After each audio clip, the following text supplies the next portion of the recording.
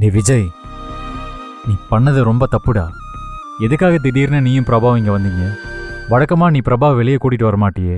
அண்ணே, என்ன நீங்களும் இப்படி பேசுறீங்க? நான் என்ன பிரபாவை பிளான் பண்ணியா கூட்டிட்டு வந்தேன்? நான் அப்செட்டாக இருக்கிறத பார்த்துட்டு பிரபா தான் போய் விசாரிக்கலான்னு ஐடியா கொடுத்தா. அவ சொன்னதால தான் நான் எதையுமே யோசிக்காம கிளம்பி வந்தேன். அவ எனக்கு சப்போர்ட்டாக தான் கூட வந்தா. ஆனால் இப்படி ஆகும்னு நினைக்கவே இல்லைன்னு. நான் சத்தியமா அதை எதிர்பார்க்கவே இல்லைன்னு. சரி சரி புரியுது. ஆனா உள்ள போயிட்டு வரும்போது பிரபா இங்க இல்லையே. அந்த கேப்ல என்ன நடந்துச்சுன்னு சொல்லு. நீங்கள் டாக்டர் பார்க்க உள்ளே போனதும் எனக்கு ஒரு கால் வந்துச்சுண்ணா. அதை பேசி முடிச்சுட்டு நான் ஒரு மாதிரி டிஸ்டர்பாக இருந்தேன். அப்போது ஒரு பாட்டி வந்து மிஷினில் தண்ணி பிடிக்கணும், உதவி பண்ணுமான்னு பிரபாகிட்ட கேட்டாங்க. பிரபாவும் சரின்னு சொல்லி அந்த பாட்டி கூட போனான். ரொம்ப நேரமாக அவள் வரல. நான் இருந்த மைண்ட் செட்டில் பிரபா வரலன்றதை யோசிக்கவே இல்லை. அப்புறம் நீங்கள் வெளியில் வந்ததுக்கப்புறம் தான் அண்ணி பிரபாவை பற்றி கேட்டதுக்கப்புறம் தான் நம்ம தேடவே ஆரம்பித்தோம். அதுக்கப்புறம் என்ன நடந்துச்சுன்னு உங்களுக்கு தெரியுமே. பிரபா குத்துயிரு கொலை உயிருமா தான் அவ கீழே கடத்தா. டேய் சரி சரி, எனக்கு புரியுது விஜய். ஒரு சின்ன கேப்ல எப்படி இதெல்லாம் நடந்துச்சு, யார் இப்படி பண்ணாங்கன்னு எதுவுமே தெரியலையேடா. நடந்தது என்னன்னே தெரியாம நம்ம யார் மேல சந்தேகப்படுறதுன்னே புரியல. ஒருவேளை சித்ரா சித்தி கௌதம் வேலையா, இல்ல அனாமிகா வேலையா, இல்ல வேற யாராவது பண்ணாங்களான்னு தெரியலையே.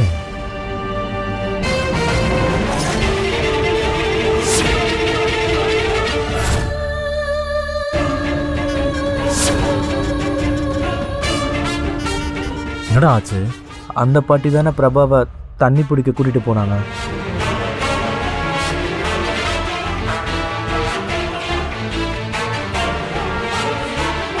தம்பி, விஷயம் கேள்விப்பட்டு ரொம்ப வருத்தப்பட்டேன்பா.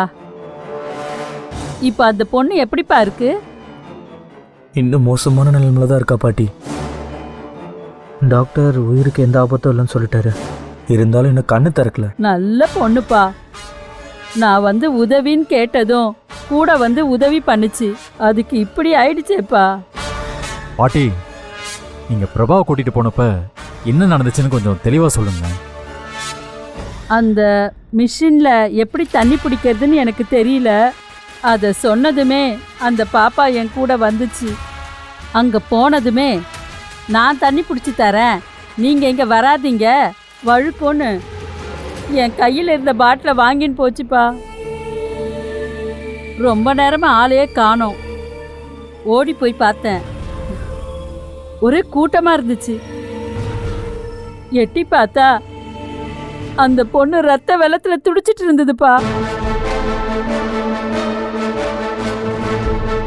யாரோ கத்தியால குத்திட்டாங்கன்னு சொன்னாங்கப்பா. மனசே பதறி போச்சு. எல்லாம் என்னாலதாப்பா, என்ன ஐயோ மன்னிச்சிருப்பா. பாட்டி, நீங்க என்ன பண்ணுவீங்க? விடுங்க, பார்த்து போங்க.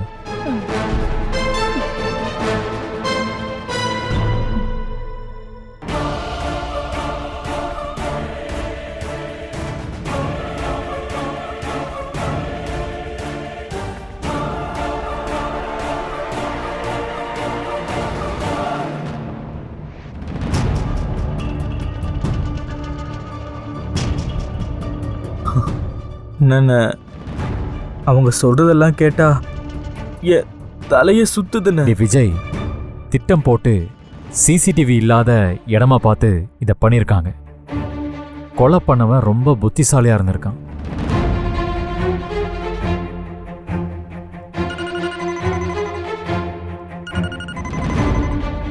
அண்ணே, எனக்கு ஒரு கால் வருது, நான் பேசிட்டு வந்துடுறேன். பேசிட்டு வா.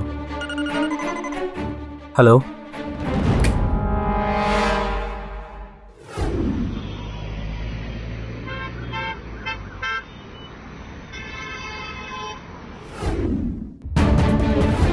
அந்த பாட்டி சொல்றத வச்சு பார்த்தா எதுவும் புடிபட மாட்டேங்குதே. டேய் கௌதம், சூரிய அங்கதான் இருக்கான்.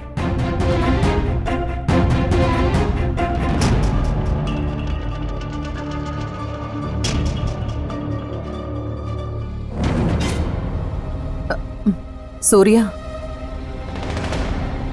தப்பா நினைச்சுக்காதப்பா. உன்கிட்ட ஒரு முக்கியமான விஷயம் பேசணும். சித்தி வேணாம். உங்களெல்லாம் நான் ரொம்ப மதிப்பான இடத்துல தான் வச்சிருந்தேன். ஆனா நீங்க பண்றதெல்லாம் பார்த்தா எனக்கு பயங்கர கடுப்பா இருக்கு. தயவு செஞ்சு கிளம்புங்க சித்தி. இல்ல. அப்புறம் கோவத்தில் ஏதாவது சொல்லிட போறேன். என்னப்பா சூர்யா இப்படி எல்லாம் பேசுற? இத நாங்க தான் பண்ணோம்னு நீயும் முடிவு பண்ணிட்டியா? உனக்கு ஏன்பா சூர்யா இப்படி எல்லாம் புத்தி போகுது? பிரபாவை போய் நாங்க கொலை பண்ணணும்னு நினைப்போமா? இத பாரு, சத்தியமா இது நாங்க பண்ணவே இல்ல. மா, உனக்கு தான் சூர்யா பத்தி தெரியும்ல. அவனோட ஆசையே நம்ம இந்த மாதிரி எதுலயாவது ஒண்ணு சிக்கி ஜெயிலுக்கு போகணுன்றது தானே. என் கூட போட்டி போட்டு சவால்ல ஜெயிக்க முடியாதுன்றதுனால தானே இந்த மாதிரி நம்மள மாட்டி விட பாக்குறான். டேய் கௌதம், மா விடுமா, இந்த மாதிரி தப்பு பண்ணாம கெஞ்சிட்டு இருக்கிறத விட தப்பா ஒத்துக்கிட்டு நம்ம ஜெயிலுக்கே போலாம். டேய் சும்மா இருடா, முட்டாள் மாதிரி பேசிட்டு இருக்காத. கௌதம், ஹாஸ்பிட்டல்னு பாக்குறேன். இல்லைன்னா எனக்கு வர்ற கோவத்துக்கு மூஞ்சியெல்லாம் அடிச்சு உடைச்சிருவேன். அடி அடி. ஐயோ.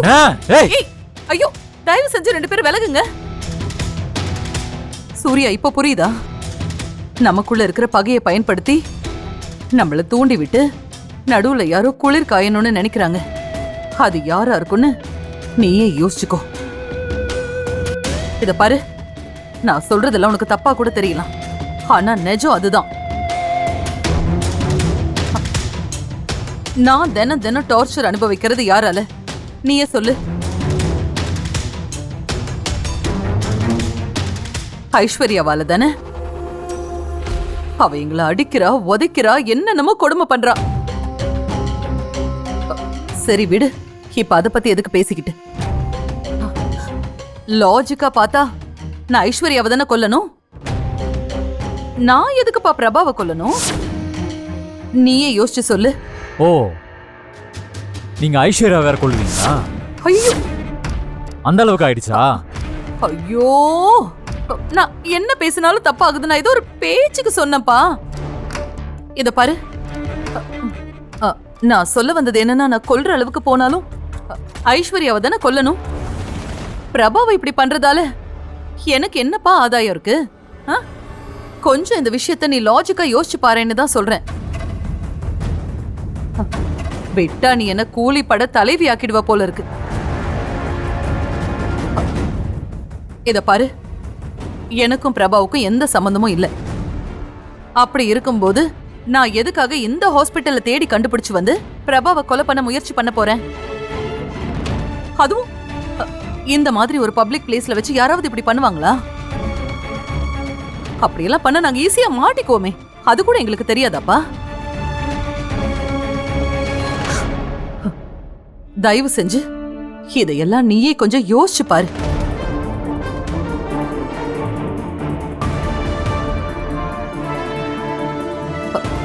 சூர்யா, நீயாவது போலீஸ் கிட்ட நான் சொன்ன விஷயத்தெல்லாம் யோசிச்சு கொஞ்சம் எடுத்து சொல்லுப்பா.